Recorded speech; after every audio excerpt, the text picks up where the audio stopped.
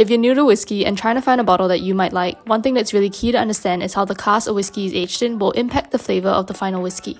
Today we break down two main cask styles that every whiskey drinker should know. The first is ex-bourbon casks, which are barrels that have previously been used to store bourbon whiskey. This cask style rose in popularity after World War II when a US bourbon law required bourbon makers to discard casks after only one use. This led to a large supply of ex-bourbon casks, which industrious Scottish distillers began snapping up at very cheap prices. In contrast, the second common cask style is ex-sherry casks, or barrels once used to store sherry. Because of their association with luxury and a more limited supply, these can cost almost 10 times more than ex-bourbon casks. Yet cost isn't the only factor here, for distilleries can choose to use ex-bourbon or ex-sherry casks for the unique flavours they each impart.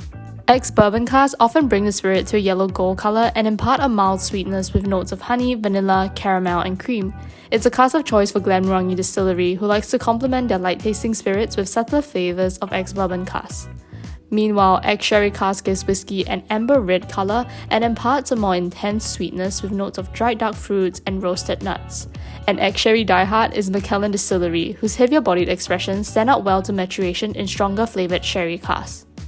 So there you have it, two most common cask styles in the world of whiskey. But of course, new experimentations are always coming out, so follow us to learn more about these other cask styles.